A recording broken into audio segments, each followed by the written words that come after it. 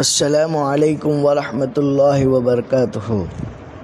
میرے محترم دوستو بزرگوں، جیسا کہ قرآن مجید کا پیغام ایمان والوں کے نام اس عنوان سے سلسلہ چل رہا ہے، تو آج جو ہے اس سلسلے کا 14واں حصہ ہم آپ کی خدمت میں رکھتے ہیں۔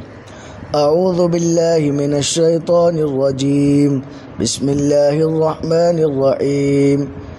یا ایہا الذین آمنوا لا تتخذوا بطانة من دونکم لا یألونکم خبالا ودوا ما عنتم قد بدت البغضاء من افواہہم وما تخفی صدورہم اکبر قد بینا لکم الآیات ان کنتم تعقلون۔ آیت کا ترجمہ ہے، اے ایمان والو، اپنے سوا دوسرے مذہب والوں میں سے کسی کو رازدار مت بناؤ، وہ تمہارے ساتھ برائی کرنے میں کوئی کسر نہیں چھوڑتے، تمہارے نقصان کی تمنا رکھتے ہیں، واقعی بغض ان کے منہ سے ظاہر ہو رہا ہے، اور جو کچھ ان کے سینے چھپائے ہوئے ہیں وہ اس سے بڑھ کر ہے، اور ہم نے تمہارے لیے نشانیاں کھول کھول کر رکھ دی ہے اگر تم سمجھتے ہو۔ اس آیت کا شان نزول ہے، زمانہ جاہلیت میں انصار اور یہود کے قبیلے ایک دوسرے کے حلیف یعنی دوست تھے۔ جب انصار کے قبیلے مسلمان ہو گئے تو اس کے بعد بھی وہ یہودیوں کے ساتھ پرانے تعلقات نبھاتے رہے، اسی محبت و خلوص کے ساتھ ملتے رہے، لیکن یہود بغض و عناد کی وجہ سے مخلصانہ محبت رکھنے کو تیار نہ تھے۔ ظاہر میں اگرچہ محبت رکھتے مگر دل میں دشمنی رکھتے تھے، اور اسی ظاہری محبت کا ناجائز فائدہ اٹھا کر ہر وقت اس کوشش میں لگے رہتے تھے کہ کسی طرح مسلمانوں کی جماعت میں اندرونی فتنہ و فساد برپا کرے اور ان کے جماعتی راز معلوم کر کے ان کے دشمنوں تک پہنچائے۔ یہودیوں کو اسی فکر کو ظاہر کرنے کے لیے اللہ تعالیٰ نے اللہ تعالیٰ نے یہ آیت نازل فرمائی۔ اس آیت کریمہ کی تشریح ہے کہ اپنے کاموں کا رازدار دشمنوں کو مت بتاؤ۔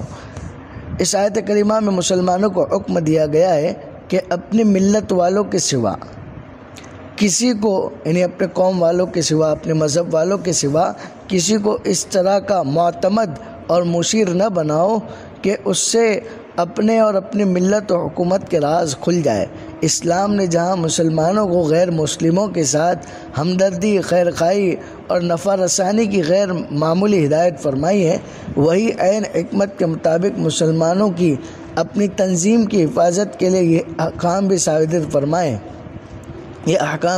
فرمائے کہ قانون اسلام کے منکروں اور باغیوں سے تعلقات ایک خاص حد سے آگے بڑھانے کی اجازت مسلمانوں کو نہیں دی جا سکتی، کیونکہ اس صورت میں نقصان ایک فرد کا نہیں بلکہ پوری قوم کا ہوگا۔ اسلامی مملکتوں کے زوال کی داستانیں پڑھنے سے معلوم ہوتا ہے کہ زوال کے دوسرے اسباب کے ساتھ بکثرت یہ بھی سبب ملے گا کہ مسلمانوں نے اپنے امور کا رازدار اور معتمد غیر مسلموں کو بنا لیا تھا۔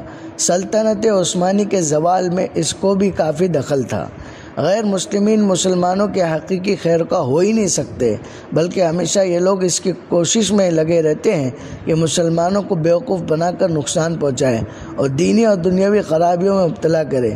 اس لیے ایک عقل مند آدمی کا کام نہیں کہ ایسے دشمنوں کو رازدار بنائے۔ اس آیت سے ہمیں کیا سبق حاصل ہوتا ہے؟ تو نمبر 1، غیر مسلم کسی حال میں مسلمانوں کا حقیقی دوست اور خیرخواہ نہیں بن سکتا۔ نمبر 2، ایسا کافر جسے کسی مسلمان کے ایمان سے کوئی دشمنی نہیں اور نہ وہ کسی مومن کو تکلیف پہنچاتا ہو، تو ایسے کافر کے ساتھ تعلق رکھنے میں کوئی مذائقہ نہیں۔ نمبر 3، زبان پر کچھ اور دل میں کچھ، یہ منافق کی علامت ہے۔ نمبر 4، اللہ تعالیٰ نے قرآن و حدیث میں ہر فتنے کا علاج بتلایا ہے، ضرورت ہمارے سمجھنے کی ہے۔ نمبر 5، مسلم معاشرے کو خارجی اور داخلی شر اور اسباب شر سے محفوظ رکھنے کے لیے آستین کے سانپ کی مثال رکھنے والے منافقین سے کوسوں دور رہنا چاہیے۔ نمبر 6، ہمیں اپنا ذاتی فائدہ دیکھنا چاہیے بلکہ قوم کا فائدہ ہمیں اپنا ذاتی فائدہ نہیں دیکھنا چاہیے بلکہ قوم کا فائدہ دیکھنا چاہیے۔